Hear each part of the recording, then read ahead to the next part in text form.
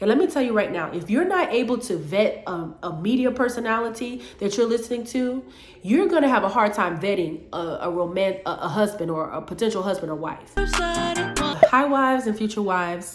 There's so many people out here with relationship podcasts, men, women, whatever. They're trying to give relationship advice and say, this is what men like. This is what women like. This is what men don't like. This is what women don't like. This is how you get a husband. This is how you do this, do that. And I don't know if you've noticed, but one of the things that I noticed instantly is that a lot of these people are not married. She doesn't even go here. Do you even go to this school? No, I just have a lot of feelings. Okay, go home. A lot of these people have absolutely no qualification to be giving relationship advice at all.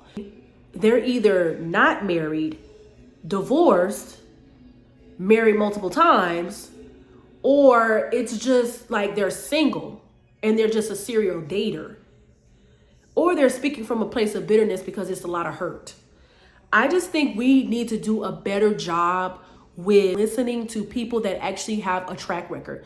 Now, the best track record, in my opinion, is a person that has been married for a very long time, because they know what it is and how it is to be with one person for a very long time, deal with all the ups and downs that comes with that, also have children, and they can accurately tell you what it's like to be in a long-term committed relationship and what a woman or a man really needs. It's just the blind leading the blind. Too many people who they have no track record. If you look at their relationship history, they have none. They literally have no long-term relationships, no marriage, no nothing. And it's just like, what qualifies you to have a podcast to tell other people how to get a husband or how to get a wife or how to be married or how to be dating, or how you don't have a successful track record of that?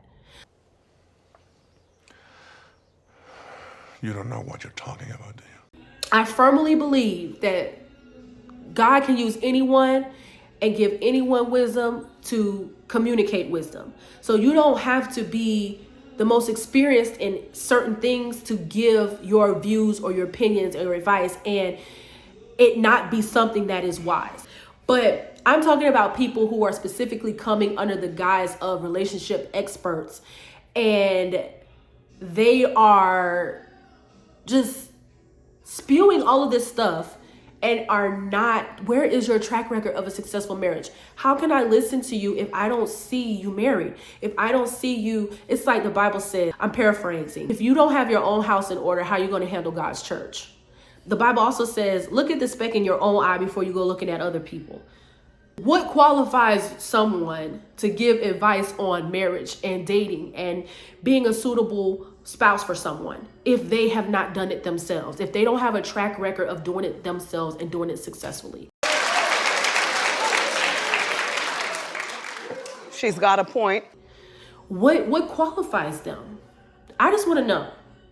Now, again, that does not mean that some people in those situations don't have anything wise to say, but I would literally just take the meat and spit out the bones. I'm not hanging on to your every word because I want to hear people who have the experience.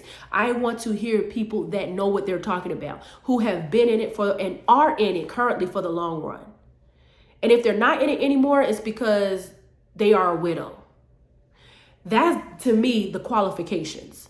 I'm not looking to be a wife and going to listen to some single girl who's talking about hot girl summers and all this other stuff. No, I'm not going to listen to that because that's not going to help me. I need to find wise wives. The Bible says that the older women should teach the younger women how to be wives. Meaning older married women should be teaching younger women how to be married, how to be wives. And that's a period. So we have to really examine the people that we're listening to and we're allowing in our thoughts, in our minds, in our ear gates, because a lot of those people are just blind and they're leading other people astray. And it's unfortunate because it seems like a lot of us today, a lot of people who consume a lot of this content don't have the capacity to properly vet. And then if a scandal or something comes out about them, we're shocked. We don't know because we're like, oh no, I'll listen to them all the time. I can't believe that's true. That can't be true. It's just like, why would you listen to them? Because they had something nice to say. Okay, they had something nice to say, but then let's investigate more. Let's try to figure out what their life is looking like. Let's try to investigate what their relationship status is for them to be given this type of advice. It's like people, we just latch on to whoever looks good or sounds good, but we don't really do our due diligence of actually vetting people. If you don't take the time to vet who you allow in your ear gates, who you allow to influence your mind, who you allow to speak into your mind or give advice because of the podcast and the different things that you're listening to or watching, how are you going to be able to properly understand how to vet for a husband? How are you going to be able to properly vet for a wife if you can't even do that? Because that's either taking too much time or you don't care. It's just way too many people out here in this podcast dating world that is saying, you know, what they expect from a woman or what they expect from a man, what they're expecting from a woman or a man, and they have no marriage. They have no track record of being in a healthy, successful, committed relationship for a long time. Why do I want to take my advice from you? What do you bring to the table? You bring podcast equipment and an interesting topic. That's it. Whoa, whoa, whoa, whoa, whoa, whoa, whoa, whoa, hey. I just want to caution a lot of people who may be watching this video to really do their research on the people that they are listening to. I'm not saying that the people that you listen to have to be perfect. There is absolutely no one perfect but Jesus, the Christ, God. But still, do your due diligence to value yourself so much that you're not going to just let anything come into your mind or influence you or speak into your ears or speak into your life. Because what I said before, what controls your mind, what your mindset is, what your environment is, what you're allowing to influence you, what you're listening to will affect your mindset and how you see yourself and others.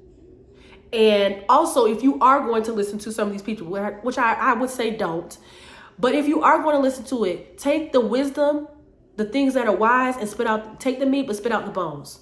You don't have to hang on to every word that they're saying. You don't have to hang on to every word they're saying.